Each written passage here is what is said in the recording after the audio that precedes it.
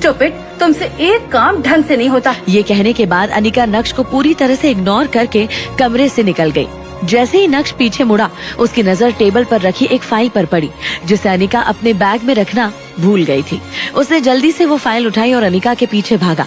जब हड़बड़ाते हुए नक्श तेजी से अनिका की तरफ बढ़ा, तो वहीं पास में सोफे पर बैठी अनिका की कजिन भाग्या ने इवल स्माइल के साथ नक्श के रास्ते में अचानक से अपनी टांग अड़ा दी। नक्श ने अपना बैलेंस खो दिया और वो सीधा जाकर अनिका की माँ चित्रा से टकरा गया, जो हाथ में ग्रीन टी लिए सोफे की तरफ बढ़ रही थी। नक्श की टक्कर में ग्रीन टी चित्रा के कपड़ों पर फैल गई। ये देखते ही नक्श के होश उड़ गए और चित्रा की आंखें फटी की फटी रह गई।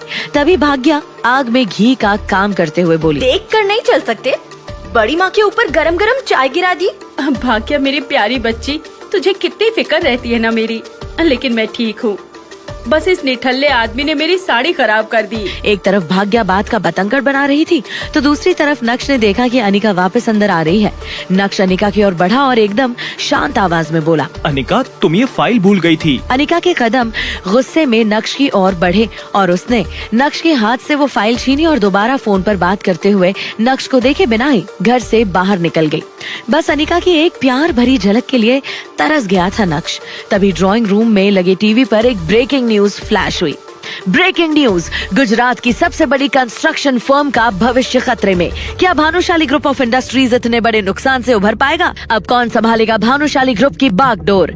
यह आवाज कानों में पड़ते ही नक्श का ध्यान एकदम से टीवी की तरफ चला गया था। वहीं इतने में एक नौकर पानी लेकर चित्रा के पास आया। नक्श ने ट्रे में से पानी का ग्लास उठाया और चित्रा की साड़ी साफ करने लगा। चित्रा ने नक्श के हाथ से पानी का ग्लास छीना और बोली, बेवकूफ, एक काम भी ठीक से नहीं होता और अब क्या ठीक से चलना भी सिखाना पड़ेगा तुम्हें? अब यहाँ खड़ा खड़ा मुंह क्या देख रहा है? दफा हो जा मेरी नजरों के सामने से। हमारे तो भाग ही फूट गए, जो ये घर दामाद बनकर बस हमारी छाती पर मूंग दल रहा है। ये है जावेरी परिवार। जावेरी परिवार सूरत की बड़ी बिजनेस फैमिलीज में से एक है। इस बड़े से शानदार घर में जावेरी खानदान का बड़ा परिवार रहता है और कोई जॉइंट फैमिलीज की तरह इनके बीच में भी प्यार बस दिखावे का ही है। अक्सर यहाँ पर सुबह की शुरुआत ऐसे ही शोर शराबे से होती है और गलती चाहे हो या ना हो, इल्जाम हमेशा इस परिवार के दामाद यानी नक्श के सर पर ही आ जाता है।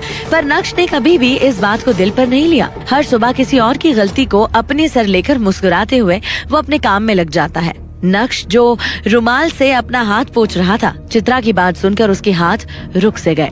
उसने चित्रा की तरफ देखा तो उसकी नजर वहीं पास में खड़े नौकर पर पड़ी, जो नक्श को दया की नजर से देख रहा था।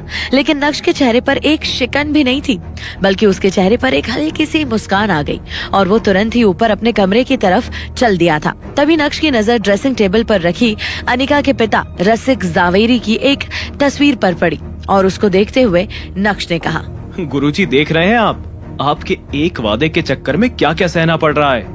आप जाते जाते अनिका का हाथ मेरे हाथ में देकर मुझे झेलने के लिए अकेला इस घर में छोड़ गए। पर मैं भी ढीठ हूँ। आपकी बीवी चित्रा को तो मैं हंसते हंसते झेल जाऊंगा। बस आपकी बेटी अनिका का दिल जीतना ही असली चुनौती है। लेकिन आप बिल्कुल भी फिक्र मत करिए, उसके दिल में मैं अपनी जगह बना कर ही रहूंगा। न जाने कैसे नक्श का फोन साइलेंट मोड पर आ गया। वो इस बात से अनजान था कि उसके फोन पर किसका कॉल आ रहा है, लेकिन यकीन मानिए वो कॉल नक्श की पूरी जिंदगी बदलने वाला था। बस नक्श को फोन उठाने की देर थी। आखिरकार जब नक्श ने अपना मोबाइल उठाकर देखा तो उसमें एक ही नंबर से 40 मिस्ड कॉल्स और 10 टेक्स्ट मैसेजेस थे, जबकि एक वॉइस मैसेज था। ये देखकर नक्श हैरान रह गया और तुरंत ही उसने वॉइस मैसेज सुनना शुरू किया। नक्श, प्लीज फोन उठा लो। मैं जानता हूँ कि तुम मुझसे अब भी नाराज हो, मगर मुझे अपनी गलती का एहसास हो गया है। प्लीज मुझसे एक बार बात कर लो।